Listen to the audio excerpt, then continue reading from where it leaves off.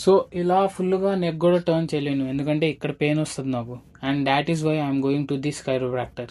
Day 3 of no bullshit 90లో night 10 hours sleep తర్వాత morning చాలా రిఫ్రెషింగ్గా ఉంది. అండ్ ఈ రోజు కాలేజ్ ఉంది, రెడీ అయ్యి వెళ్ళాలి. And one more thing I forgot to tell you,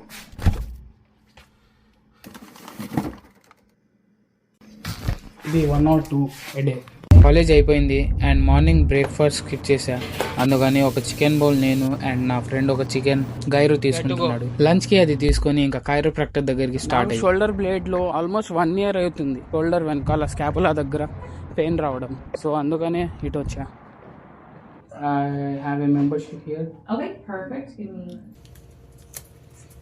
imagine ఇది నా బాడీ అంటే ఇక్కడ స్టార్ట్ అవుతుంది పెయిన్, ఇక్కడ ఉంది pain, travels to the neck. So బేసిక్గా నేను నెక్ కూడా టర్న్ చేయలేను.